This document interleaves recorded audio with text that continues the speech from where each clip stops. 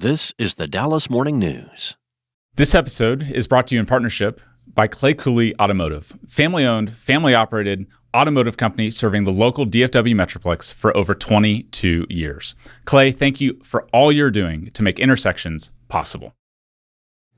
Headquartered in Dallas, Texas, Arcus Golf is a premier owner and operator of nearly 90 private, resort, and daily fee courses in the U.S., including Cowboys Golf Club, the world's first and only NFL-themed golf club, and 8 other courses right here in the DFW Metroplex. Arcus is an innovative industry leader providing unrivaled lifestyle amenities that complement exceptional golf offerings. To learn more, visit arcusgolf.com, and thank you to the Arcus team for all that you do to make intersections happen.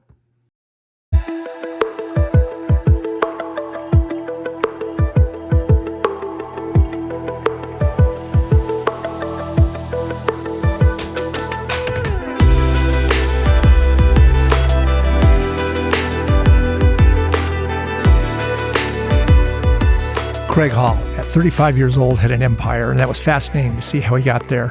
But what was more interesting for me was the fact that he might not have been at bottom, but he didn't need a magnifying glass to see it. No, he didn't. And it's the struggles, it's the successes, to the word that you use many times in the recording, they were great to just talk about. So sincere, so honest. He tells a lot of the inner workings of these stories of how he built the empire, how he saw it fall, and then what he's created since then.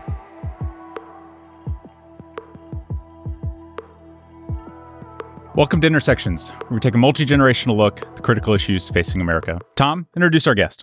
Craig Hall. Craig, I will tell you, is one of the more interesting, more fascinating careers that I've ever had a chance to know and to be next to and to see. Craig, enormously successful, probably most known in real estate, but he's really the epitome of an entrepreneur. A lot of different areas, a lot of different investments, a lot of different industries. And with all the success that he's had, he's also seen the bottom, though, and hit the wall with some tough failures that we'll go through, too. Author 7 different books talking about these different stages of careers and different views on it. Enormously involved in philanthropic issues and causes that range from here locally all the way to Eastern Europe. So, Craig, it's great to have him with you. Thank you so much. Great to be with both of you. Craig, I think what stands out first is you're an entrepreneur, and you take enormous pride in that in every conversation you and I have had. But that entrepreneurial spirit for a lot of people starts, out of school, those sorts of things. That wasn't the case for you. You started when you're almost single digits ages. Well, I didn't grow up with a family that had money, and so if I wanted to spend money or whatever, I had to make it. And so I started out, when I was 8, 9, 10 years old, doing little businesses like a lot of people do. But I felt very lucky, and I accumulated a little bit. I saved a little bit, and it was all good. Tell us about your family in Michigan. So my parents were kind of an unlikely pair. My father grew up reasonably, I'd say upper middle class at a minimum, with freshman at Harvard, and gets World War II happens and never makes it to Harvard. Mm-hmm. My mother came from a small town in Ohio, Sandusky, Ohio. She heard on the radio that they were opening a new force in the Navy called Waves for women. And within an hour, she enlisted. Now, my mother was an incredible risk taker and an incredible person in that sense. Anyway, my parents met during the war, ultimately married. We lived a very, very modest, we had a 2-bedroom house. My brother and I shared a room, which was fine. It was a good upbringing, but ultimately both parents worked and, just never had a lot of extras. And you said that they weren't particularly entrepreneurial, but you just said your mother took risks. Is that where you got the spirit for being willing to take some risks, especially early on in your years? I think that that's a fair part of it. I think part of what encouraged me is I believe more so at the time I grew up than today, unfortunately, and I'm very concerned about that for our country. But I think that there was a general view that you could always do better than your parents, coming at sort of the baby boomers after the World War II group. my brother and myself.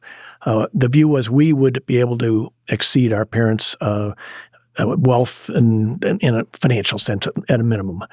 And beyond that, I also wasn't very good at academics, wasn't very good at other things. So I didn't have a lot of choices. So I just, I really had, a luck that I ended up as an entrepreneur. But what was really strange about it is where I grew up, entrepreneurship and business was, even though you could do better than your parents, it was a negative thing. I grew up in Ann Arbor, Michigan, which was academic, and I wanted to be a social worker and a poet because they were both redeeming things. I really did. I spent a lot of time doing social work as a side venture as a kid, and I never, ever, if you'd asked me, the 18-year-old me, or the 17-year-old me, or the 16-year-old me, are you ever going to go into business? I would have said, no, that's not going to happen. Well, and I think at 18, you planned on being a social worker. I did. Yeah. I absolutely and did. I think yeah. You had saved like $4,000, I don't know, between like age 8 and 18 to That's correct. go buy this first rooming house, which was your first. Well, it wasn't just, I didn't save it for that purpose. That purpose came up for something that Mr. Leppert knows very well, which has got something to do with a great part of where he's given back to the city of Dallas, but also beyond as mayor. So I was in high school, a very unsuccessful kid. Academics, I got terrible grades. Football, I broke my ankle tackling the dummy the first day. You know how hard that is to do? Baseball, I played catcher without a mask, and I broke my nose. My nose isn't really this big. It's just an expansion of seventh grade baseball. So I didn't have a lot of skills. And my father worked in an advertising department, kind of not high up, but I'm making a long story out of your little question here, but he helped me.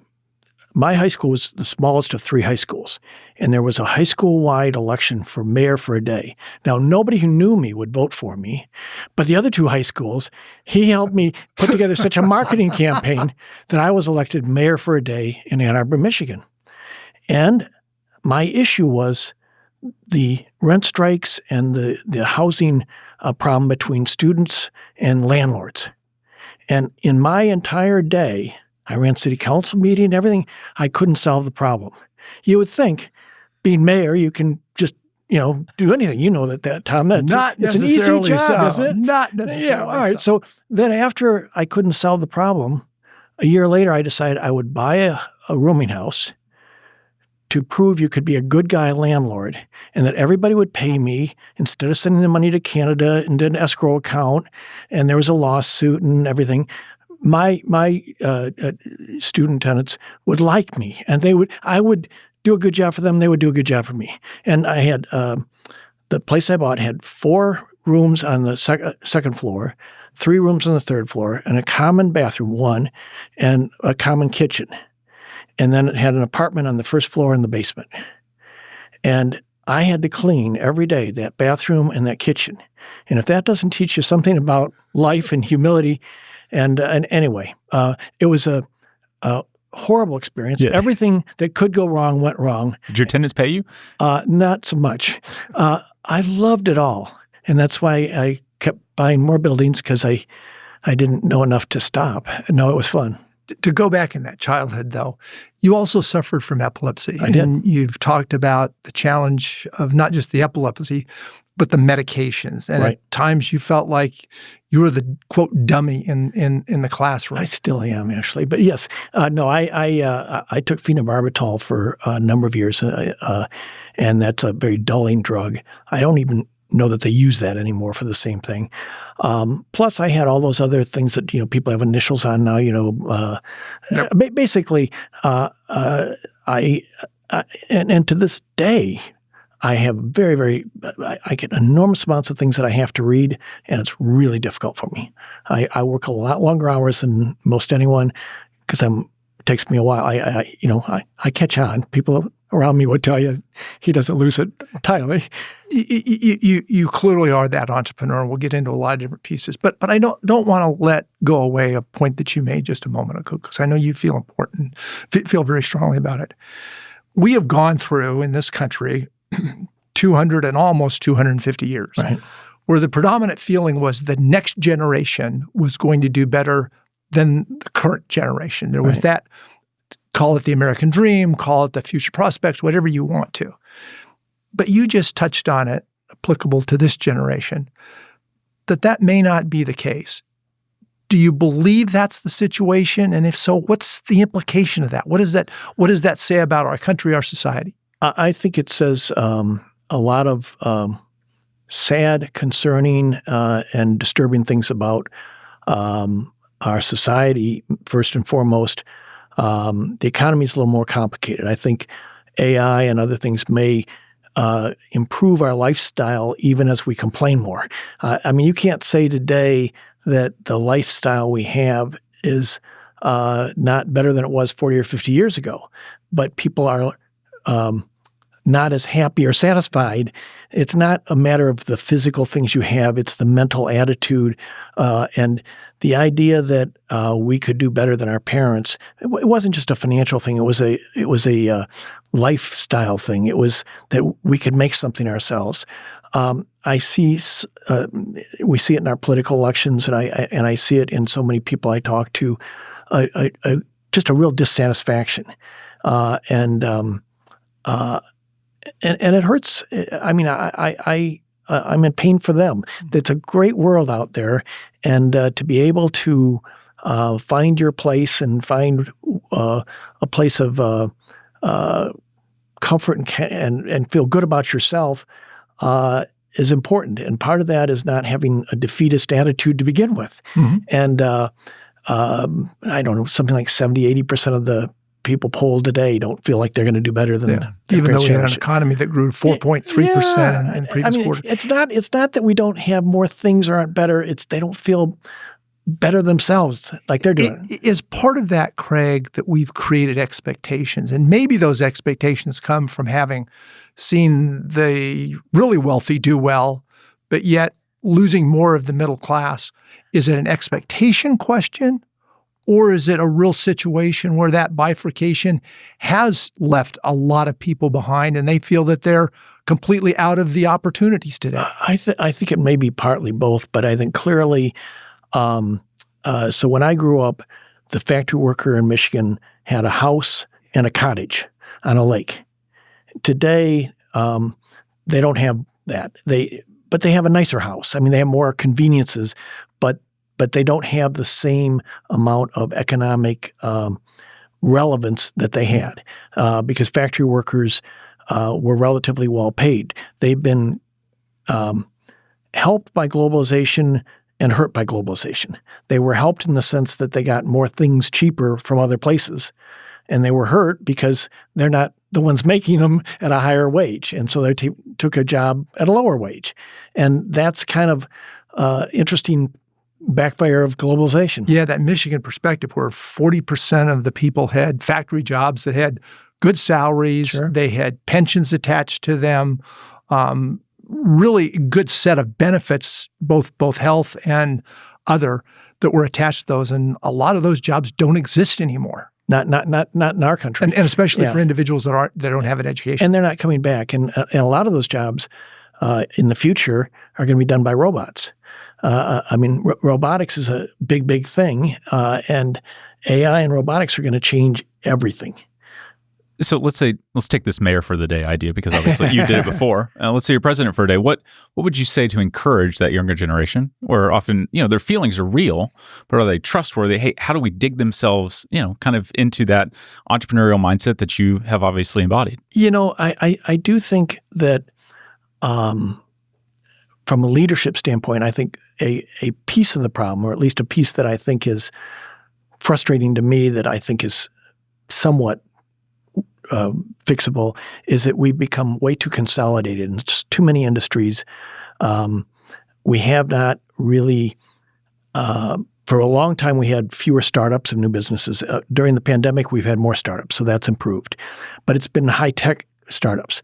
What's happened in so many industries is consolidation, and in many ways, we don't have as easy of a time opportunity-wise as we used to have. And so I believe in a level playing field. I'm really frustrated by the idea of bashing success. And I hear politicians, because it probably works, that's why they're doing it, saying, those billionaires, well, look, there are some really selfish, bad people who have got a lot of money. And then there's some people who have a lot of money that are just great as all doing get the right out, thing. doing the right thing. And for us to decide that it's useful to bash success is I think not the answer. The answer is to celebrate a level playing field and to create hope and opportunity. And that to me is where we need to go as a country. We need to figure out ways to be inclusive, develop hope, opportunity, and the most level playing field we can.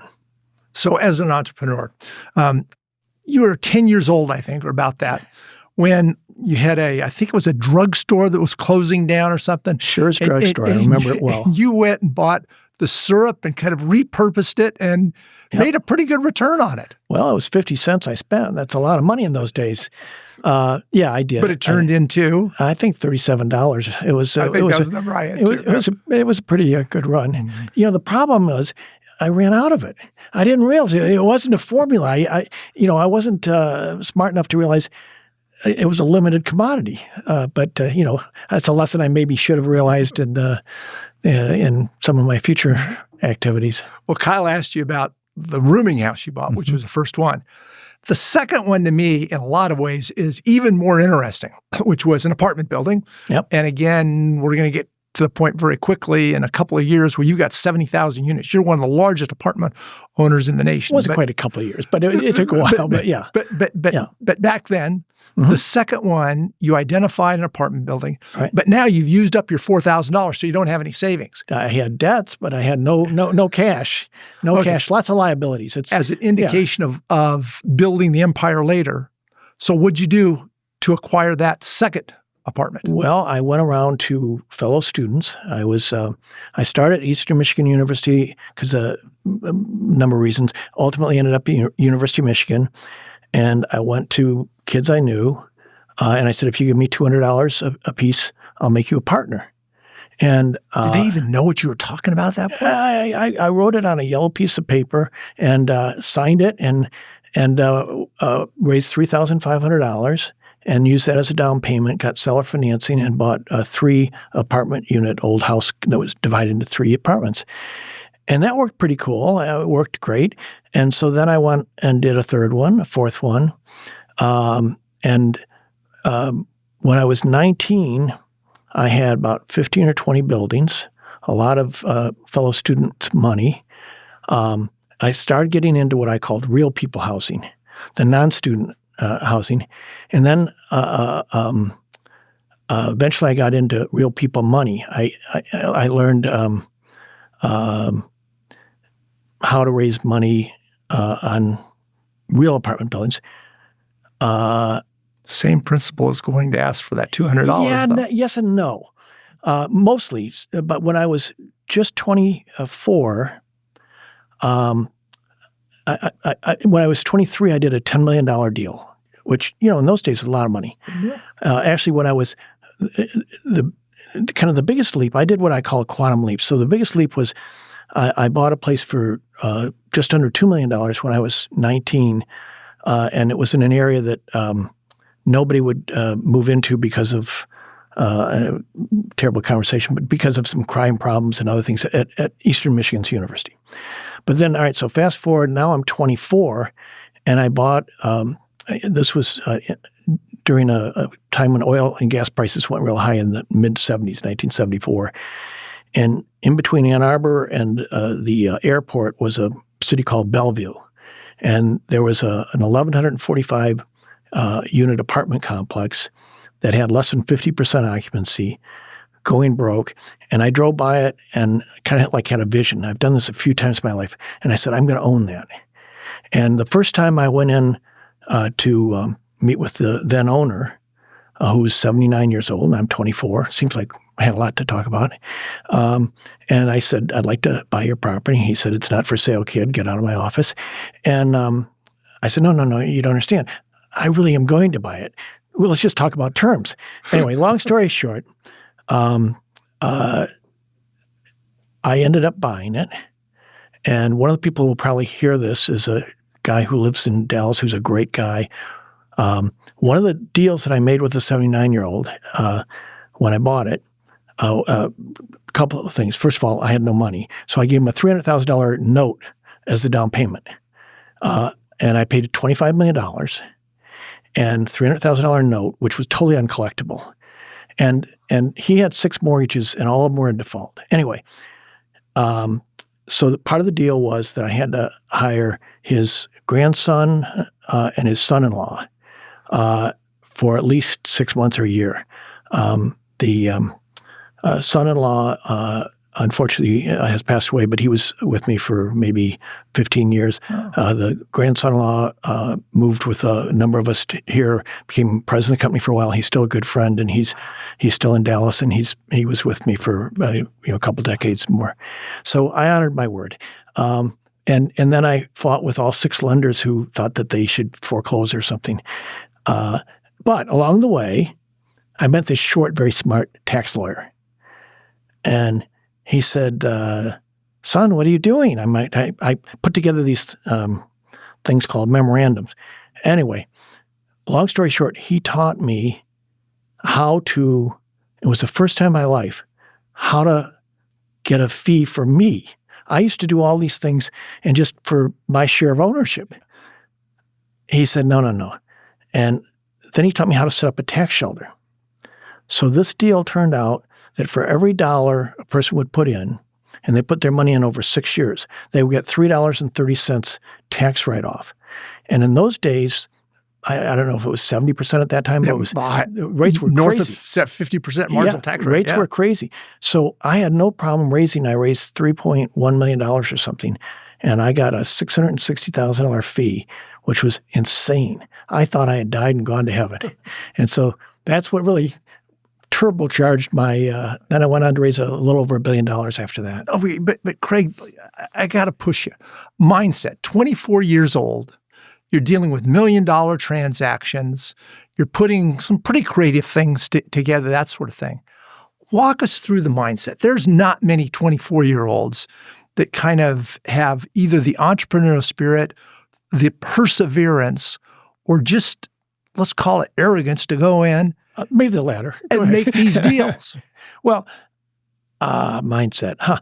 Let me add, to make the picture a little more complicated. I just turned 19 when I got married. And so I didn't finish college because I was working a full-time job in order to pay for the deficits on my first rooming house. And we had a child when we were 20. This is the only person I dated from age 16 to 19 I married. We're still good friends. We're not married, but we still have a great daughter that we share. So my life was full. I had a full life. I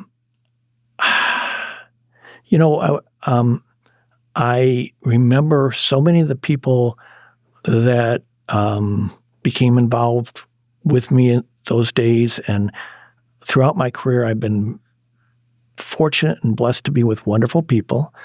I've had a lot of difficult times, but I've always felt lucky to have them.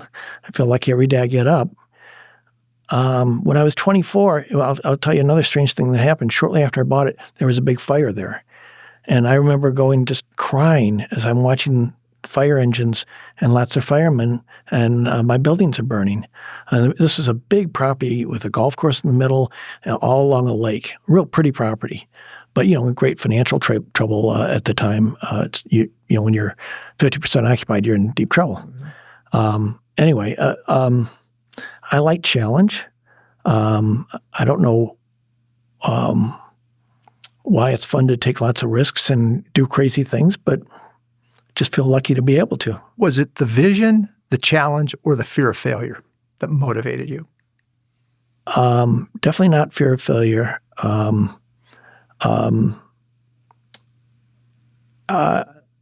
love the challenge, and I just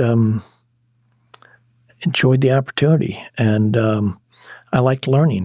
Meeting Arthur Clearstein was his name.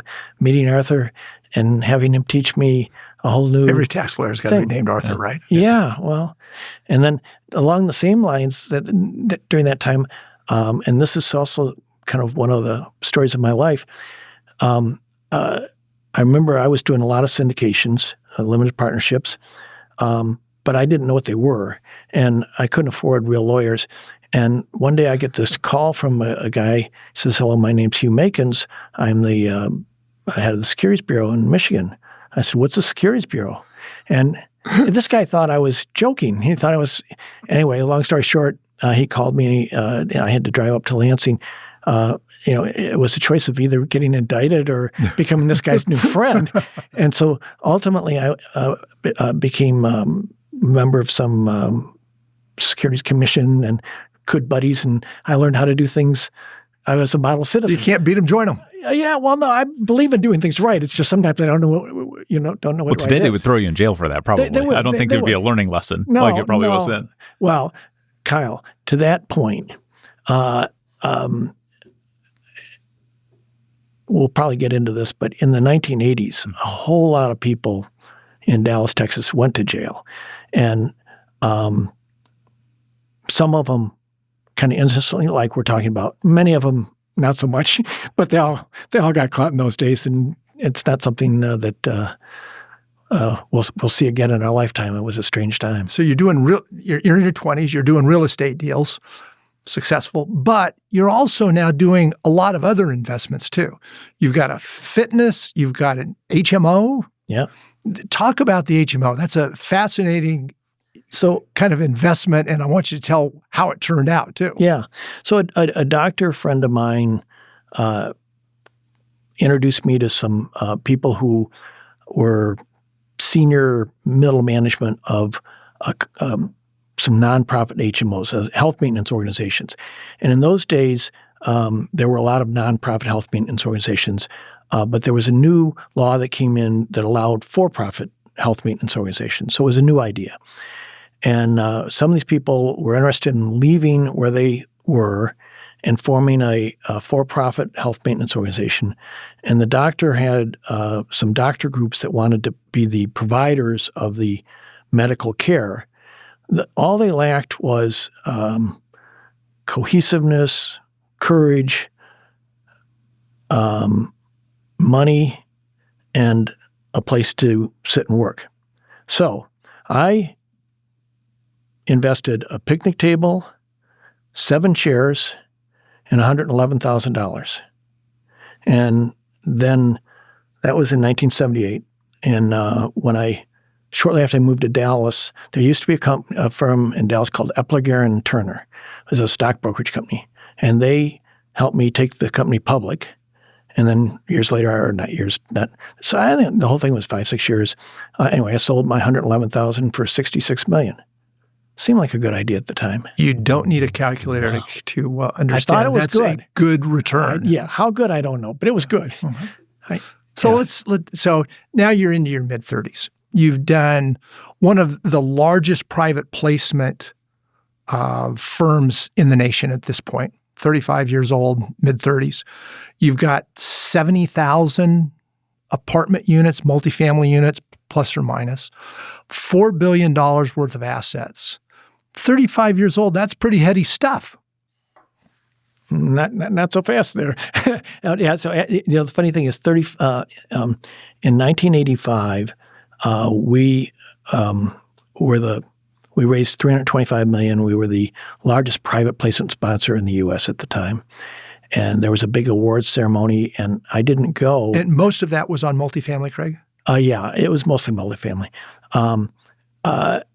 We and one other company were the 2 largest owners at that time in the world of multifamily. I knew things were starting to go wrong in real estate.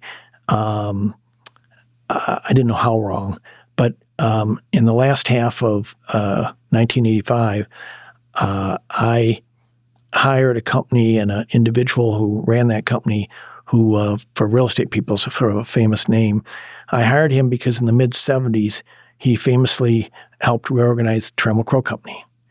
and the Trammell Crow Company was in similar shape to what I was maybe. But anyway, Ken Leventhal. Ken, unfortunately, is no longer with us, but great guy. And so by early 1986, I was really concerned about a lot of things in the economy and believed that a lot of real estate was overbuilt, too much supply, too fast. How much of this came from the Tax Reform Act of '86? Well, I think the Tax Reform Act was the opposite. It stopped the benefits of tax, which kind of aggravated the problem that was already going to happen. The problem would have happened with or without that, but then it became much worse. And from an investment standpoint, it was a disaster. And the approach the federal government took, I can never prove what I'm about to say, and there aren't that many people of my age bracket, but there are some who I know would agree. I think, in part, if I wasn't here, but in the 1970s, a lot of Texans had bumper stickers that said "Freeze a Yankee." I think the Washington establishment was a little bit anti the Texas success in the early 80s and the sort of swagger of Texas. And so in many ways, the epicenter of the way that the problems were dealt with was Texas. And when I say problems, it's today regarded as the savings and loan crisis. But if you look at Texas commercial banks, if you look at Dallas, all the big banks failed. So it's not just the borrowers were in trouble, the banks were in trouble. Now today, when we have the 2008-9 crisis, which arguably in a systemic manner could have been worse, the federal government handled that and any other since the 1980s with things they call extend and pretend. They didn't just crush everyone. In the 80s, it was a crush everyone. Totally different time. Interesting to live through. Mm-hmm. And you had purchased some savings and loans that you owned at that time. Yeah. The worst thing to do is to be an owner of real estate, a borrower, and to be an owner of savings and loans, which I was. So I owned two savings and loans. Were those connected? In other words, there were some of the real estate loans that were into the savings? Oh, no. Well, yes and no. That's kind of funny the way you said that. And this is something that rarely I've ever heard this talked about. But so one savings loan was, I started with cash and I owned 100% of it. That was my second one. The first one, very interesting, we deregulated deposits sometime in the early 1980s, meaning that savings loans could pay whatever they wanted on a deposit. And a lot of savings and loans had lots of home loans at a certain fixed rate. So many savings and loans suffered from a mixed match where they might be paying more for their deposits than they're earning on their loans. And literally, this is a bizarre story, but it's true. Literally, a regulator comes knocking on my door. I'm 32 years old, 33, I think maybe. What year was this? 1982, 81. Come in, hi, you're a successful real estate guy. We have a new program at the Federal Home Loan Bank. We are allowing real estate guys to put in assets instead of cash as regulatory capital. So you can buy an S&L that's got a few little problems and be the owner, and you don't have to put money in, cash. Well, you just put your assets in. Yeah. You just put some. So I put land in, which they appraised, and that's what encouraged me and a lot of other real estate guys who ended up, a number of them ended up in jail. A lot of people who owned S&Ls ended up in jail. A lot of people in Dallas, but all over.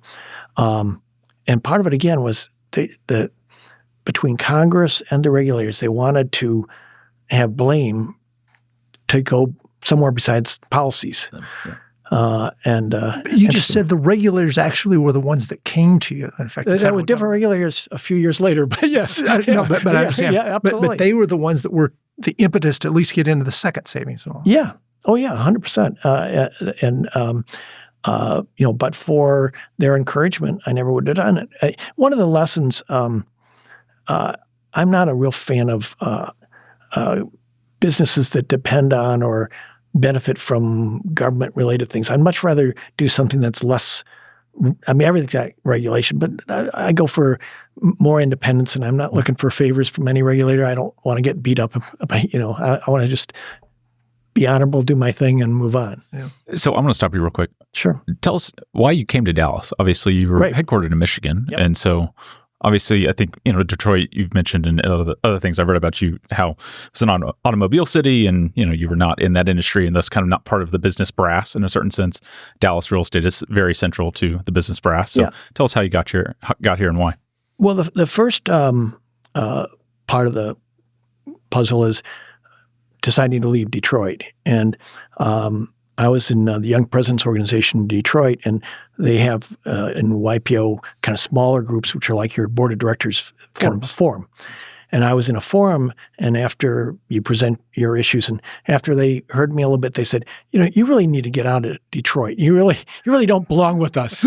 And so, okay, that's kicked down a forum into Dallas. Yeah, exactly. So that was the first half of the equation.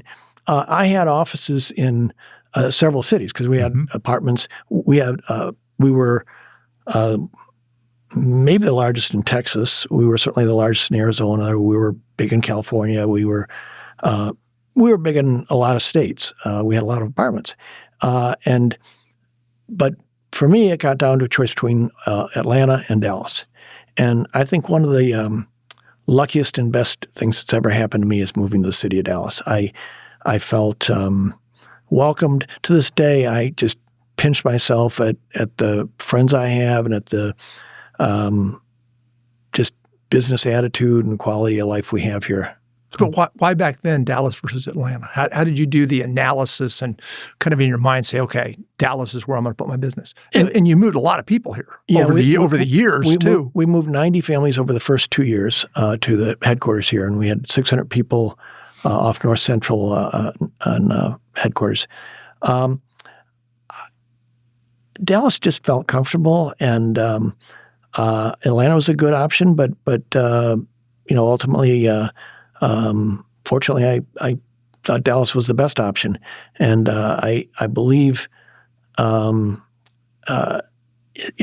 is certainly, that was a long time ago. Dallas has grown and changed, and it's not quite as small of a town as it was then, but it's still a very welcoming place. And I'd like to think that anyone coming here from California or New York or anywhere else, that I'd sure love to help and encourage them and do anything to show the welcomeness of Texas. I'm sorry I wasn't born here, but I'm a Texan by choice. And got it quick. Darn happy. Yep. So as I said, at this point, enormous success. Not only in the real estate, but in other investments. Success is a relative thing, Tom. I mean, but you've done well. Clearly, a lot of people thought regulators, et cetera, come in.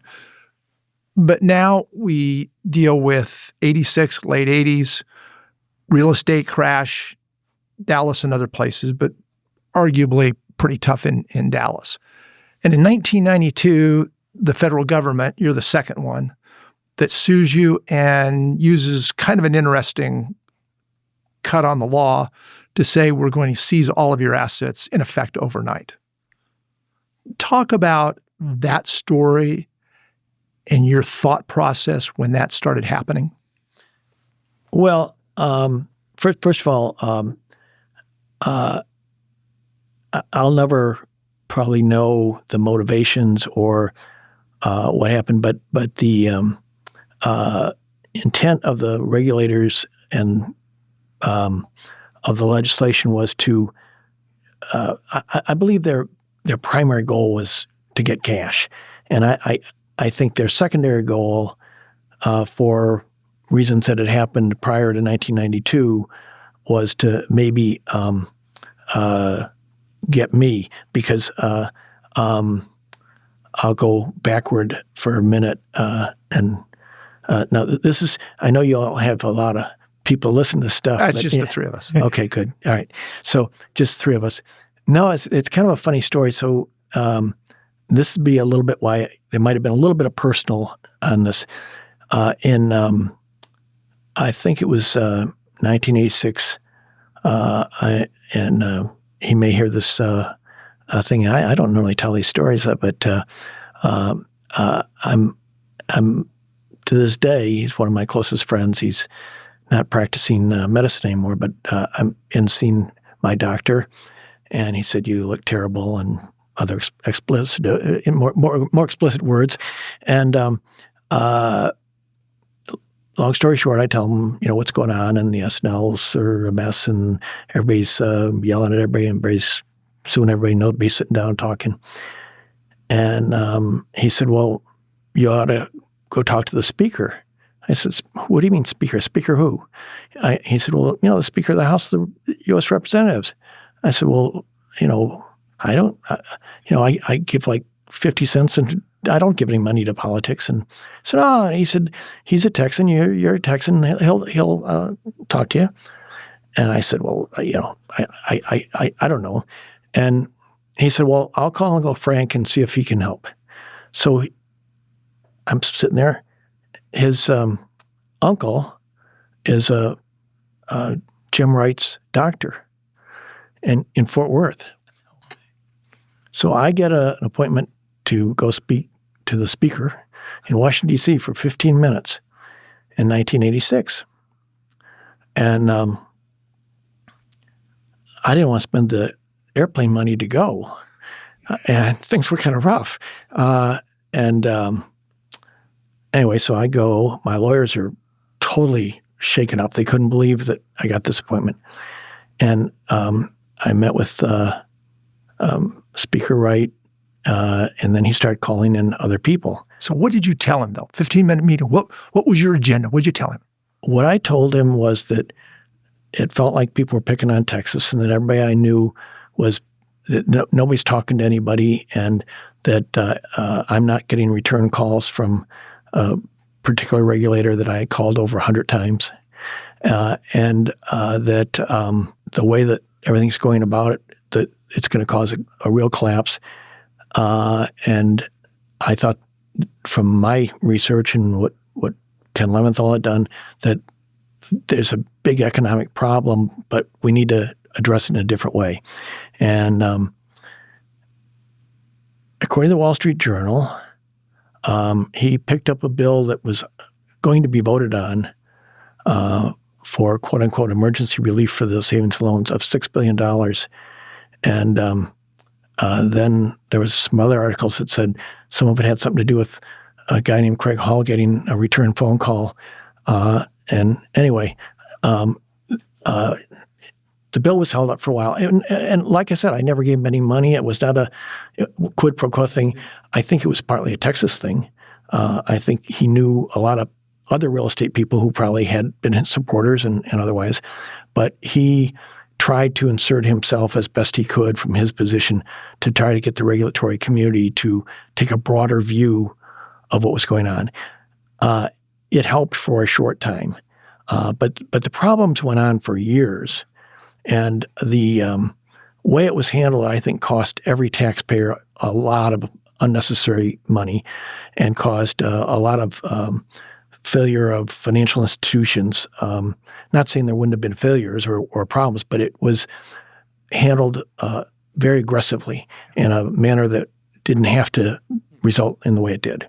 So now fast forward to 19... aggressive was the federal government dumped a lot of the real estate assets at pennies on the dollar. Made some people really rich. I was a contributor, Yes. not a recipient. Yeah. I would have liked to have been a recipient. No, I know people that got so rich, off of things that I used to own. I mean, it's like, But really? as opposed to 2008, 2009, where the 100% federal right. government flooded with liquidity. That's right. As opposed to this. Exactly. Okay.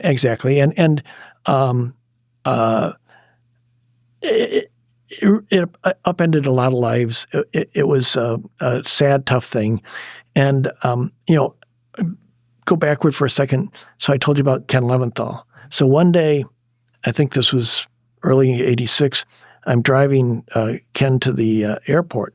Now, he was maybe 65 or something, but I never called him anything but Mr. Leventhal. Behind his back, I call him Ken. But anyway, I said, Mr. Leventhal, what do you think? He said, well, son, if I were you, I'd declare Chapter 7. You're a young man. You could start all over. And I said, I'm not going to do that. I don't believe in bankruptcy.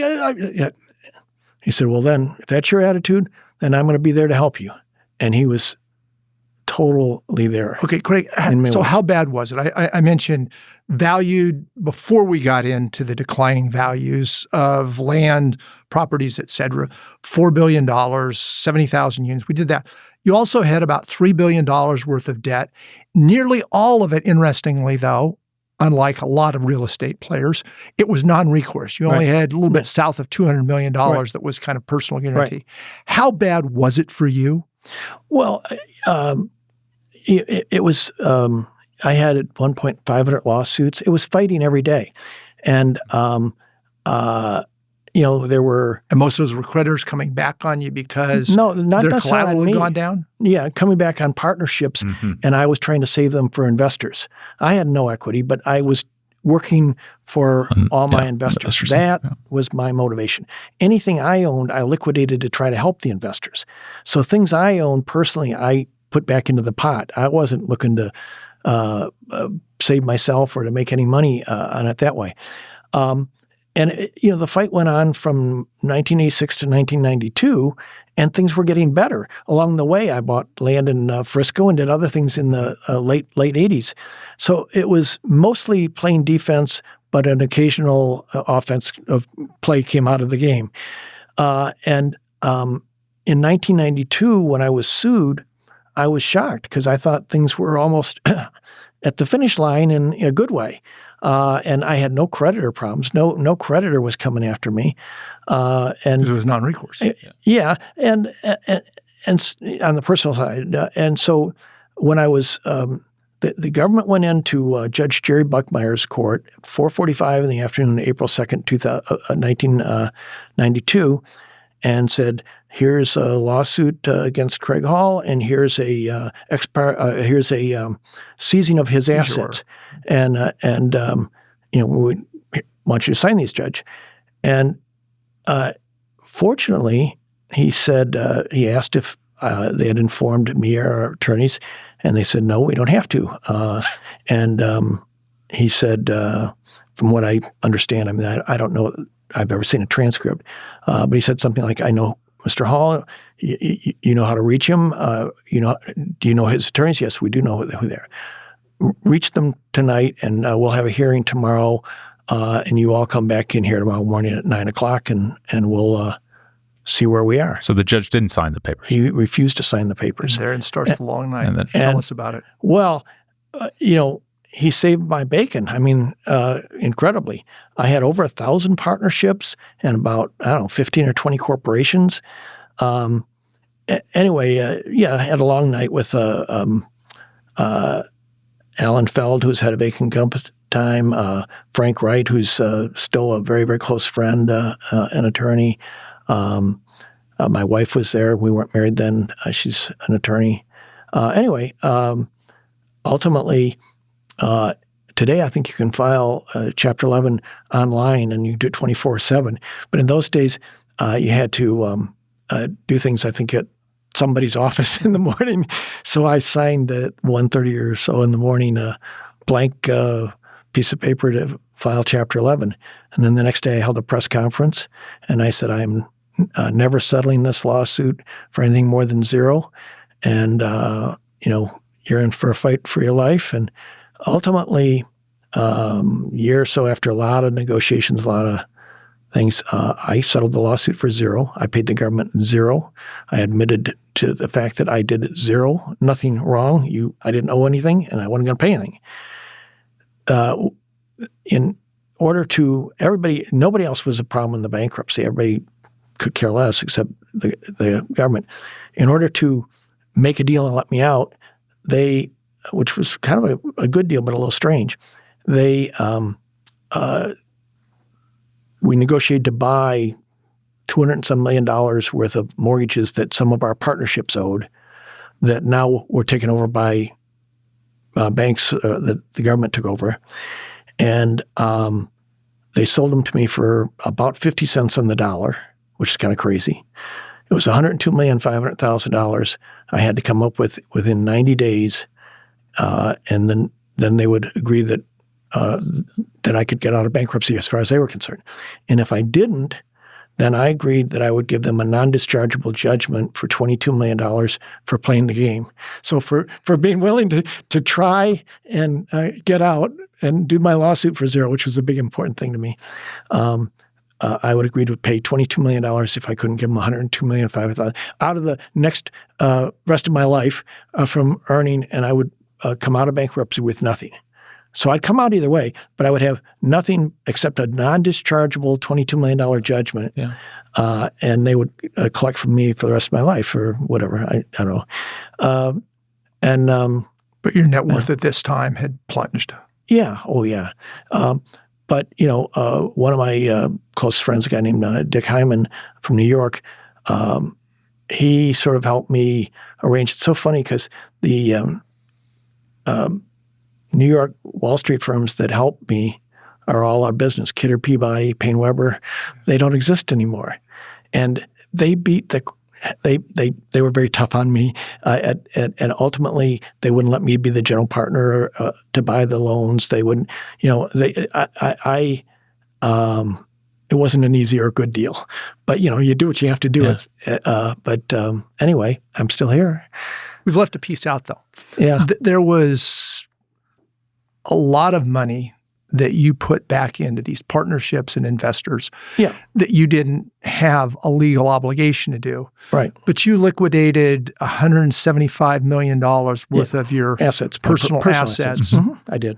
To make those partners, investors whole. It was the right thing to do. And money comes and money goes. You just want to be honorable and do the best you can to exceed people's expectations. And if life is all about selfish motivations, then pretty sad life. Not many real estate investors back then did that, though, Craig. I know. And you wrote a book, The Responsible Entrepreneur. And in that, you talked a lot about the ethics of business people, views, et cetera, those sorts of things. Talk a little bit about how you saw your not legal, but your moral obligation at that point, your thought process of liquidating most of your personal assets to make them whole. And then did you ever kind of say, hey, hold it, I don't need to do this? No, I never had a second guess at that. And, I think most people, most of the time, know the difference between right and wrong. And yet a lot of people fly too close to the sun. And if I had at all flown too close to the sun, I would have been one of those put in jail. Because think about the ingredients. I owned real estate, and I owned 2 savings and loans, and I had been political and got, regulators' feathers ruffled. So I was a target. And believe me, they looked at everything and, under every hood. And had I ever, people would come to me, and I won't name names because some of them are now out of prison now, and they're back in Dallas. But people would come to me and say, if you'll make a loan for me of this much, I'll loan you this much. And I never did any of that. Which was a lot the Keating thing of using the savings and loan as a way to raise money for personal real estate developments. And what's wrong with that is you have the U.S. government guaranteeing the depositors money. And so that's where they come in. And so you have certain rules. And there's sort of a smell factor. You can know right and wrong, but it's it's arguably gray in some areas. But if you get into the gray, you could get in trouble. So I look back and I think to myself, I'm on the one hand, I'm very lucky that I had that attitude. On the other hand, thank God. People's lives were very upended, and some people were not as evil as it destroyed a lot of people. Yeah. Why did you write the book Responsible Entrepreneur? Because I believed I had perspective. It wasn't meant to be about me or any self-aggrandizement. I believe that entrepreneurship should be responsible. I believe that you can do. I have so many people I respect have done really well because they're respected for who they are and the way they conduct themselves. So you're willing to go the extra mile, like you had Ken Hirsch on. People like Richard Rainwater, Ken Hirsch, and so many others. Because of their approach, they've actually made more money. You don't need to be a bad guy to succeed. You can do much, much better by just being straightforward, honest, and having you did the right thing. You made investors whole, made partners whole. You went out and said, I didn't do anything wrong. I'm not going to settle this, all that. That point forward, did that pay you benefits in the business world? I don't know, and it doesn't really matter to me. Coming out of my Chapter 11, I changed my business philosophy, and in that respect, it would not have helped me. And I changed it in ways that just in the last 6 months or a year, I've thought maybe it was a mistake. What was that? Elaborate, yeah. Keep going. There's a story there. We got to get the rest of this one. Yeah, well, I decided I would just do things smaller and on my own, and I didn't care about being big. And for some reason, I just didn't like apartments, so I decided I would sell every apartment I owned. It took me like 20 years. I sold them all, and then a year or two later, I built the first one, which was just recently. And somebody was asking me a question about 6, 8, 9 months ago, and it just hit me. I could have rebuilt, and I could have been much larger. And I do think size matters in real estate. We have a few $1 billion and we have a lending business. We're not doing terrible. I mean, financially, we're doing fine. But I could have gone a different route. I just didn't feel like I was mad at apartments, and I didn't feel like investors deserved me again. They didn't deserve the wrath of dealing with me again. So now years later, both those things have changed in the sense that in our wine business, we started an investor program in 2009, and we've done differently than what I used to do, but some things. So I want to touch on one thing. You just mentioned the wine business. Your wife, Catherine, is obviously a huge part of that. Where did she come into play? I think y'all met through Ann Richards and some people around her at the time. So just talk about how she kind of entered the scene, because obviously she's notable in her own right. She is. Kathy was the U.S. ambassador to Austria under Bill Clinton. And was asked to stay on by George W. And sorry, thank you so much for saying that. And we're very grateful for that. And wow, she was Stu Eisenstadt, who was with the State Department, helped negotiate and it was lead negotiator. But Kathy was a signatory and filed a piece on the last bill settling World War II claims. So pretty crazy stuff. The wine business is all Kathy's love, and my idea was you make rosé wine by taking white wine and red wine, you put them together and shake it up a little bit. I've learned a little since then, but no, that was she grew up in California, and her father and mother had a small vineyard, and that kind of got us into it. But sometimes you've said previously that sometimes in business it's not good to know much about it as you enter into it. Were you talking about wines? No, I think that's probably true of a lot of things. I think maybe I'm going to be unfair here, and I don't mean to demean higher education because I believe in it, but I do think you can learn too much and know why not to try something. If you think too hard, it's it's like I have a wonderful young lady who has a master's in real estate from Harvard and a master's in architecture from Harvard, and I'm always joking with her about she wants to run numbers, and I say, Dixie, we don't have outside investors. It's our money. I put my finger up in the air and I decide I want to do that. So don't worry about it. We're just going to build the building. Yeah, but what do we? Figure it out. We'll figure it out. Exactly. You can know too much, and then you decide yourself why not to do something. So how'd you get in the Cowboys? One of those investments that you had to liquidate at this tough time was a 10% stake in the Dallas Cowboys, which, as you've said, was something that was a pretty good long-term hold. Well, a couple things. First of all, on how I got into it, I had talked to Clint Murkison about buying the team, went to some games with him, decided I didn't want to own over 50%, which is what they thought you had to do at that time. Then Bum Bright came into the picture. Nobody had any idea the team was for sale.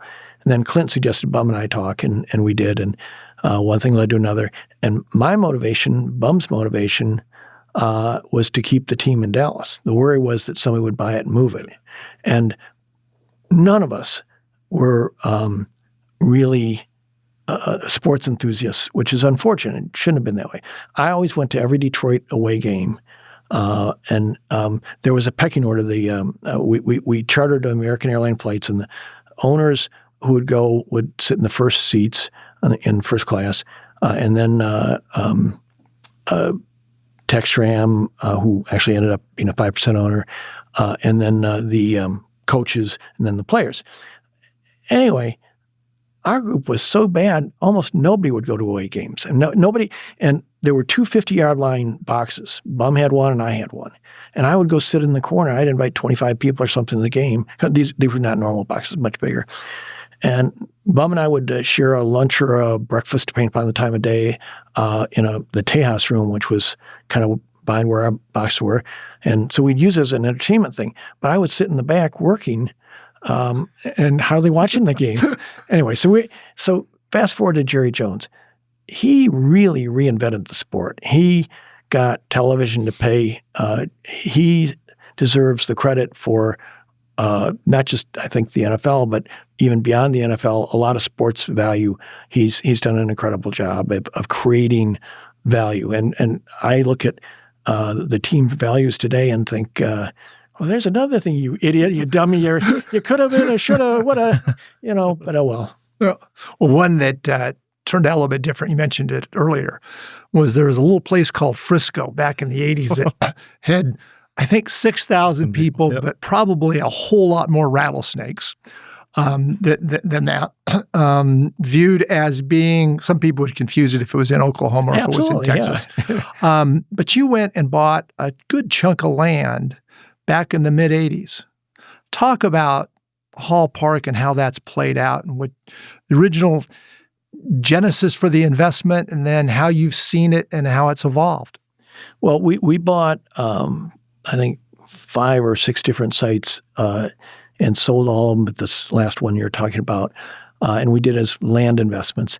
I decided it'd be fun to build. My theory then was, this was so late 80s, I'm buying it. First building we built, we started in 1997. So a little patience, decades. Similar to the Arts District. I would do things and then be very patient. And my thought then until 2017, 18 was to build the best office park ever, anywhere. And we built lakes and we built roads and, we used to, when we had a 4-story building, the fire department would come practice and they had fun. When we built a 6-story, they have to get a new fire truck. It was great fun. I mean, so we were good because we kept building taller buildings. Around 2017, 18, I decided office parks were going to likely go by way of malls. I didn't realize how fast or how much it would be, but the pandemic really changed it. Yeah. And so we decided to go mixed use. And so that led to many years of planning and ultimately tore down a 12-year-old building and a 14-year-old building to start the new stuff. So, well, let's transition down to downtown too. Talk about Hall Arts and kind of your thesis down there and kind of actually want to get into where you see downtown today and kind of where it's going. Sure.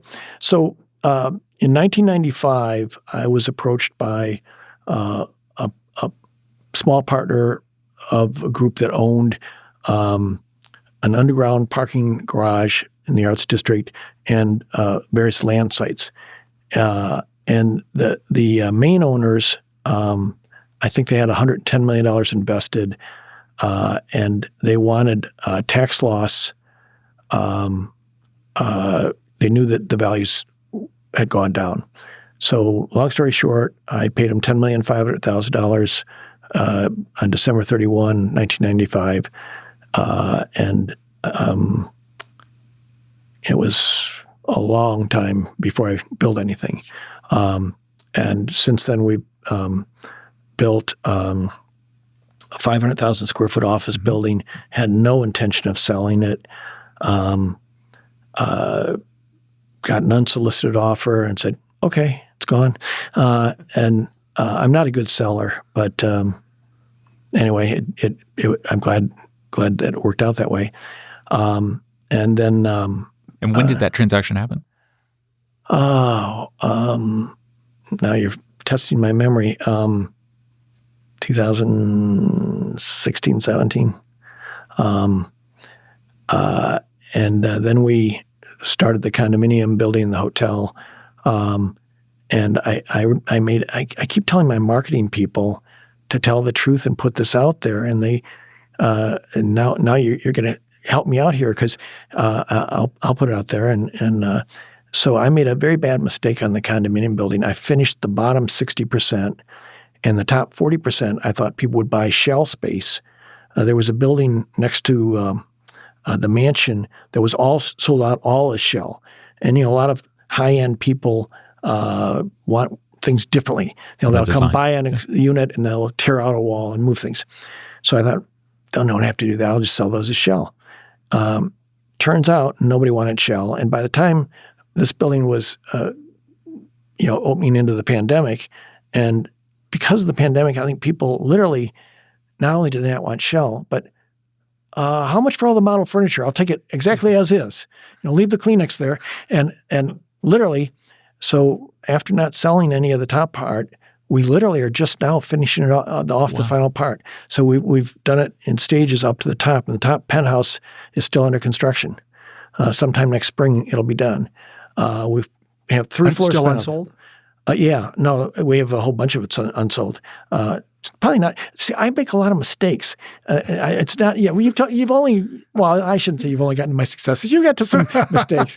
Yeah. Anyway, it's consistent. If I'd gone to school, I could have been something. But anyway, so that's what we're finishing it off, and it's good. And then the hotel, we're also making some kind of major changes, and I would get in deep trouble if I went too far with this, but there will be some changes at the hotel in terms of brand and other things coming up. That'd be interesting to see. So how do you look at downtown? Downtown, Arts District, Uptown, been very involved in Clyde Warren Park, efforts there. We know there's a lot of things going to happen in that Arts District. Kind of talk about how optimistic you are of kind of the whole, what we'll call the core, and throw all those 3 pieces into it. Well, first of all, I'm happy. I'll give you my answers, but I'm anxious to hear when you have Lucy on, because I saw that she's coming. She's a great friend. She and Henry, her spouse, are just wonderful people, and she'll have really good answers to that. I divide, and I think you more or less did as well, south of Ross as kind of one area, Ross Arts District, Area 2, and Uptown. for a lot of reasons, Uptown, let's just spend very little time on, very successful. Very, very successful. Ross Avenue, let's say, jury's out. Arts District, some good, some it's not perfect. Frankly, since the pandemic, it's been tougher. South of Ross, 1994. I'm just coming out of my financial troubles. I bought St. Paul Place, 200-some thousand feet. 1995, I bought Harwood Center, $10 million for the first place, $50 million for the second. I'm enthusiastic about downtown is going to get better, but I didn't buy those at expensive prices. I bought them as discounted deals because downtown was tough then. By 1998, I decided unless the city made some fundamental changes and unless certain things were done, I thought South of Ross was going to continue to decline. I sold to Steve Witkoff, our current ambassador settling the world's conflicts. Spending a lot of time at the Kremlin. Yeah. $110 million. Thank you, Steve. I heard that he lost them a few years later. Harwood Center has recently been foreclosed on, and I don't know if the auction's taking place. I jokingly said to some of the people in my office, I didn't say it jokingly, they thought I was serious, that we're going to go bid on it. And they thought I was completely lost it. It had a minimum bid of $10 million. I mean, 770,000 square foot building. It's just a shame what's happened. A lot of the buildings were underparked, too close to each other. There just wasn't a lot of things done thoughtfully. I'm more hopeful today than I have been forever. And the reason is everybody's talking about it like it's a new problem and like it's panicked. There is $10 billion of construction going on in the investment. area. Yep. And just a lot of opportunity. Yeah, and everybody's talking about it. And I think part of the real answer, and Ray Washburn, your show with him was terrific, and he's an incredibly great guy, a lot of vision. But I think he and others, and I certainly think the more residential conversions we have, the better.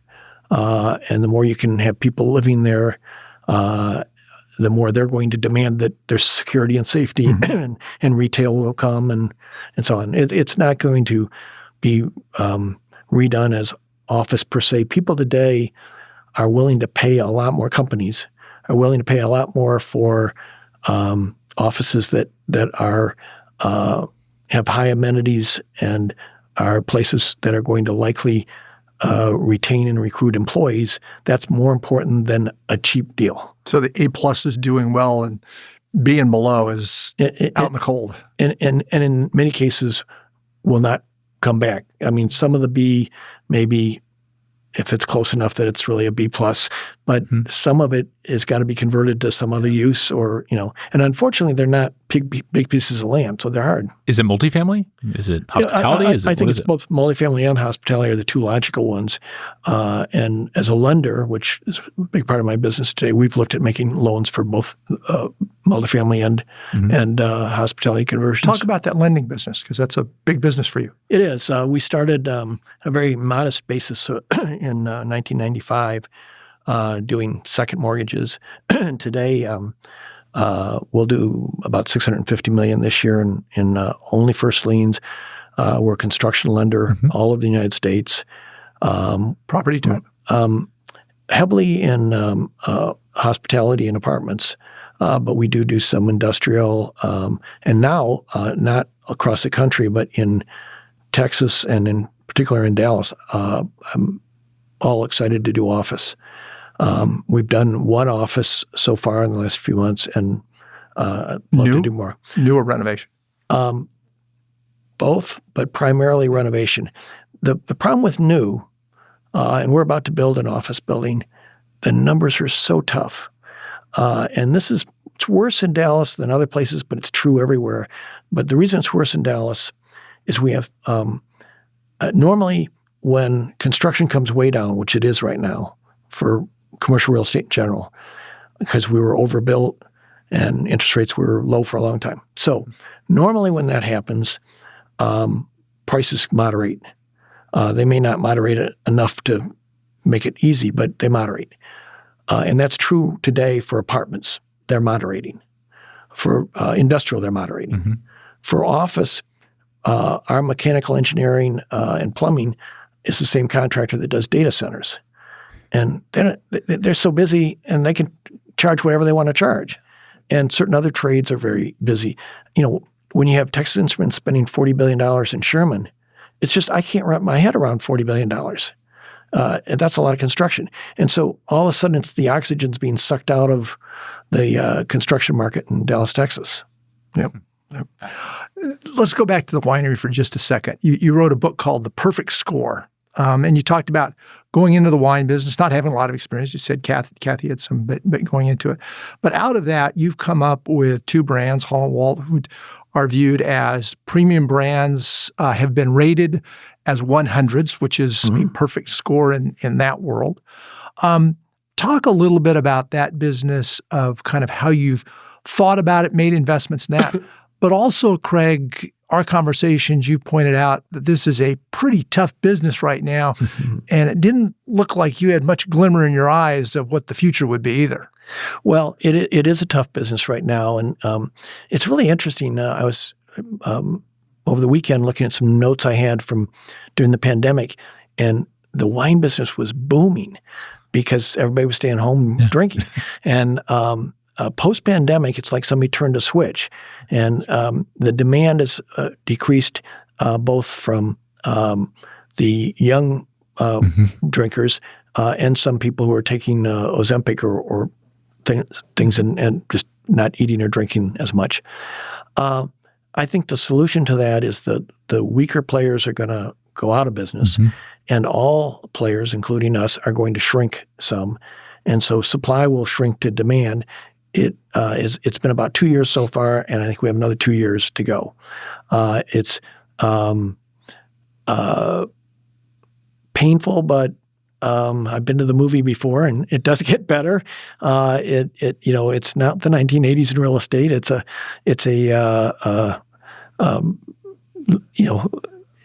just life. Investment opportunity?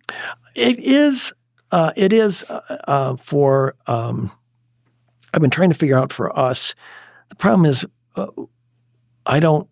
We just recently have started, which we were working on for a long time, a champagne we've added to our portfolio out of France, just in time for the tariff. We just literally were bringing over our first champagnes and paid some tariffs. I think if I were younger and more motivated to go in that area, there are some opportunities. But with wine, I think you have to really go for quality. And quality doesn't get discounted as much as some of the lower quality places. So, I think there are people that are looking for and waiting for the opportunities, and there will be some. For the audience's sake, how long have you been in the wine business? I think it's close to 3 decades. It is. It's exactly right. It's 30 years. Yeah. So about 3 decades in, how long did it take to actually have quality, to your words?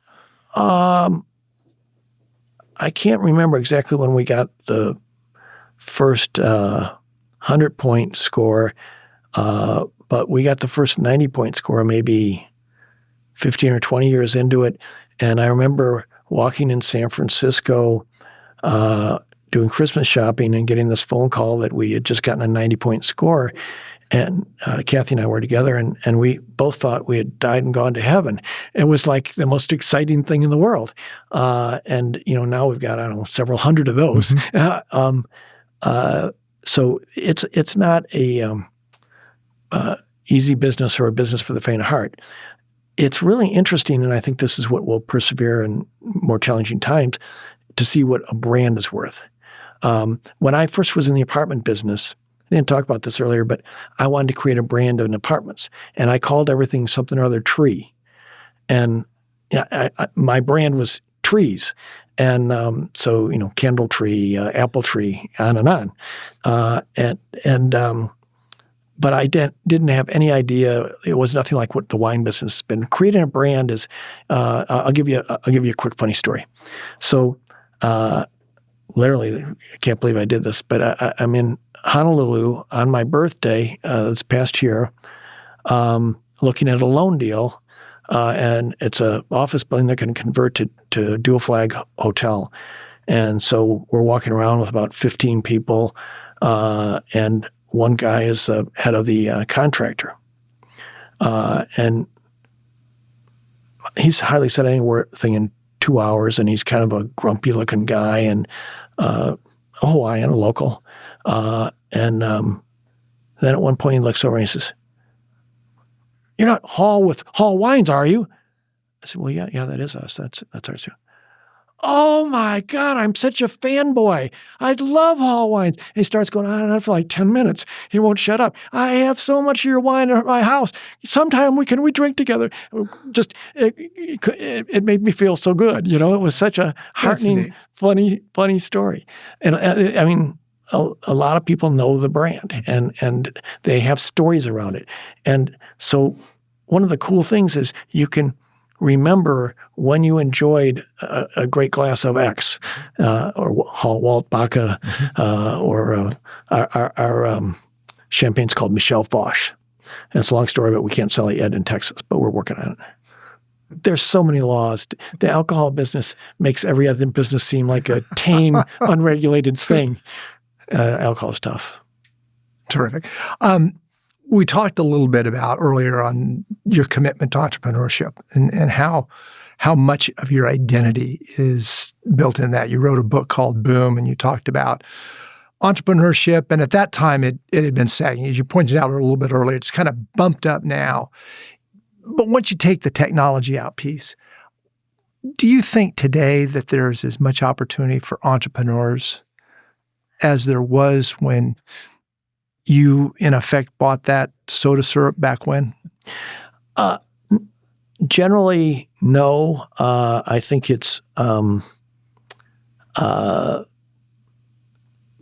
think there are public policy things that should be done to level the playing field, such as making capital more accessible, making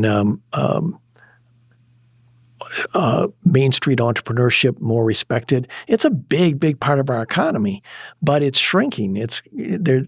You know, the grain of a lot of the people who are in their 70s and 80s who own a cleaner are selling them to somebody who's buying. It's the roll-ups. It's the roll-ups. So roll-ups are one issue. The children in many cases don't want the business. I've recently heard of some funds that are helping provide capital for people to buy businesses, and I invested a little bit of money in one because I just like the idea and the way they're doing it. But most of the capital, the big banks, et cetera, has gone that way, and they're investing in the big businesses. Absolutely. The little guys kind of left out from a capital availability. Is that a public policy question? It's an SBA question. Now, the SBA has some programs where they'll loan up to 80%. You have to be personally liable. But then the question is, where do you get the 20%? And there's some people working on that. So there are things, but I think that that's the kind of thing we need to do more of and make it more accessible. I think we should be encouraging businesses to stay independent as long as possible. Part of what's happened is technology's enabled size in probably every industry. I remember when enabled or demanded? Well, I guess they go hand in hand because enabling first, but then it's a competitive advantage in many industries to be larger. But when I started in the apartment industry, it was just impossible to figure out how to handle accounting for disparate locations and things. Today, it's so easy to do things that were so hard. Mm-hmm. And that's probably true in many industries. So where's technology kind of invaded your businesses, and how has that changed? And what do you look at from an AI perspective on how you're going to innovate your own world? Well, technology is everywhere in most businesses, and in ours, I was involved in creating some software companies, and we did document softwares for insurance companies. And sold those to Oracle.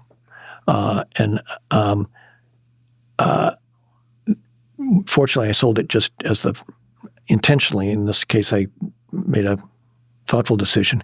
But as the great financial crisis of 2008 was coming, I put it up for sale in 2007.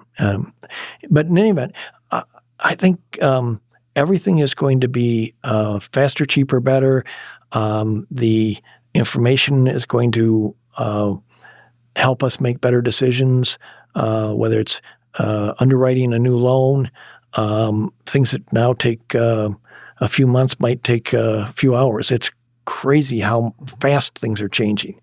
I do worry about it affecting unemployment in an adverse way. I certainly think about how it's going to affect demand for office space.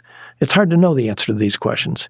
You like to think that what you're doing is different, will not be affected, but who knows? Clearly, we will be able to assess data and information in an unprecedented speed and ultimately with better accuracy. Today AI has lots of mistakes, and you need an expert to overlook what the AI says. And then you need a very trained prompter to write the question in the right way. But all the middle people in between, there might be 8 or 10 people that got fired because those 2 people are handling it. Yeah. It is a exciting and scary time to be a 30-year-old. Fortunately, I'm not. But you are involved in a lot of philanthropic efforts, as we've talked about. One of those is fascinating to me. And again, I think it pulls on the entrepreneurial spirit that you have. But you focus a lot on the Eastern Bloc countries, the former communist countries, and really tried to put entrepreneurship and education into those. Talk a little bit about the why and what you're doing. Well, we believe they had more needs, more problems than we did in the U.S. And I think there are things that should be done in different parts of the world. But basically, we've been endowed professors who teach entrepreneurship to take a semester and teach in that area. And we've done other things at a younger age. There's an organization that teaches entrepreneurship, and we opened in Eastern Europe a division of that, and I opened one in Dallas a long time ago. So, entrepreneurship from the standpoint of childhood to adult education is I think, all important. There's no right or wrong answer, but everything to encourage that fair level playing field and to provide that hope and opportunity all is something I care about. I think we all as a country should care about. That's great. We talked about your ventures, real estate, wine, software, HMOs, et cetera. I used the word successes, and you kind of jumped on me a little bit ago. How do you define success for Craig Hall today? Surviving till the next day and hopefully enjoying each one of those days. I don't know.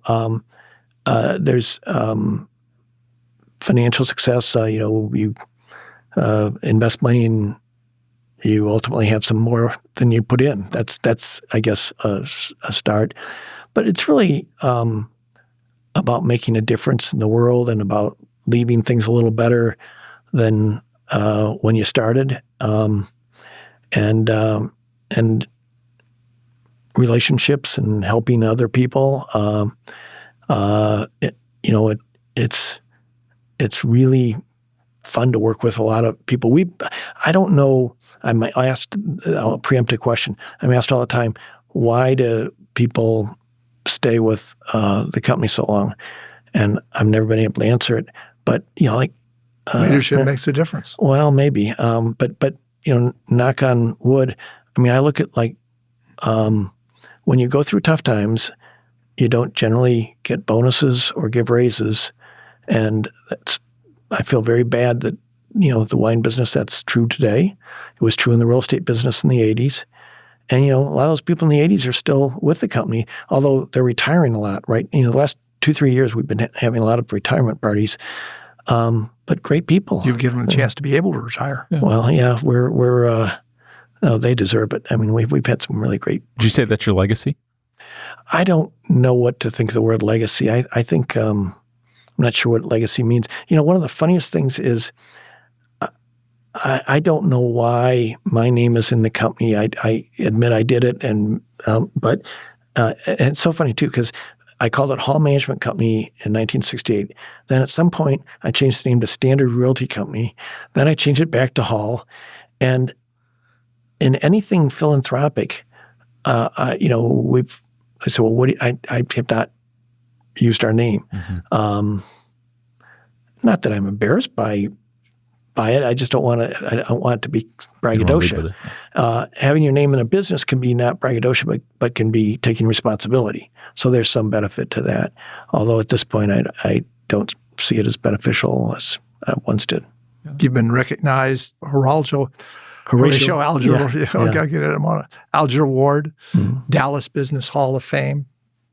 Those important to you? Yes, they are, and they were enjoyable. I smile because I'll tell you a funny inside story, and it won't. I don't talk about this, and anyway, I don't remember the exact year, but I can kind of guess based on things. But I was notified that I was selected to be in the Texas Business Hall of Fame. And because I'm a Texan by choice, that really mattered to me. And I was very excited about it. I accepted. Then later, I withdrew, and I really made people angry. But I Why did you withdraw? Well, I've never told anyone this. I was being investigated so much. This was sort of the RTC time and stuff. I didn't want to be an embarrassment. I was afraid, am I going to get indicted? Am I, I was scared for everything, and I did not want to be an embarrassment to them. So that's why. And that's sort of, I've never publicly stated that. We'll assume you got the award. No, I didn't. No, but we'll assume it. Hey, the fact is, it's fine. But anyway, awards are. They have their place, but they're not the most important thing. The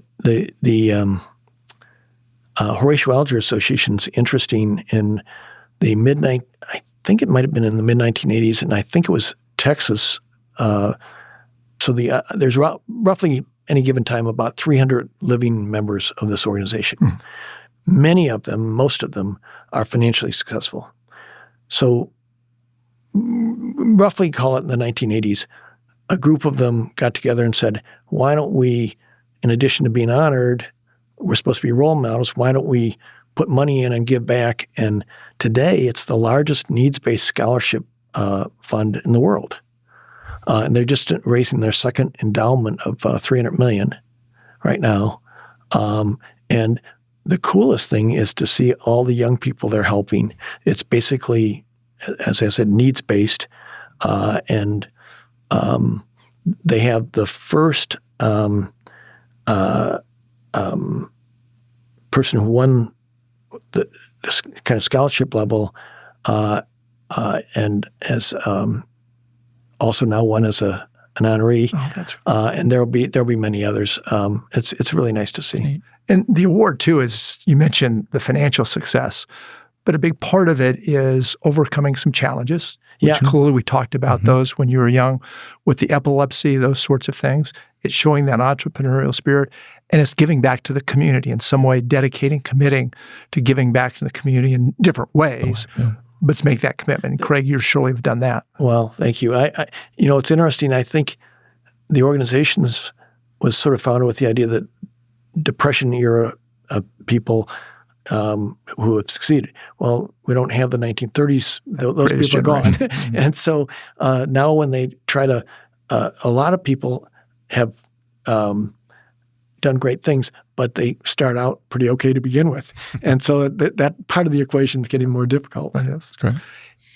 You've got an hour, and you're going to meet with the 20-year-old Craig Hall that is now starting to invest in real estate, putting together some different deals and that sort of thing. How would you spend that hour, and what would you tell that Craig Hall? I would assess things if you face, which I know I would in that case, a long, challenging downturn. When you come out of it, I think I fault myself for being a little too emotional and not big picture enough thoughtful. I think I could have rebuilt the company in a interesting, much larger way. And I don't know if that would have been better, if I would have been happier. I never will. But I guess I would also say, don't panic. Don't take yourself too seriously. Just enjoy each day. Terrific. We talk about depth, and I think over the course of the last several minutes, we've gotten a sense of your depth. And I think of that as thoughtfulness, insightfulness, and a really commitment to the people around you and what you're doing. But you also see that breadth. You don't find very many people that have been, and I'll use my word, successful in not only the real estate, which, as I said at the outset, you're kind of known for, but so many other different areas where you've used that intellect, that insightfulness, that analytical ability to really find businesses and create businesses that have made a difference.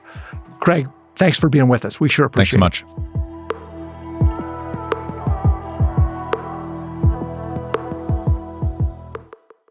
Thank you for watching today's episode. Again, today's episode is sponsored by Clay Cooley Automotive, a family-owned, family-operated automotive company serving the local DFW Metroplex for over 22 years.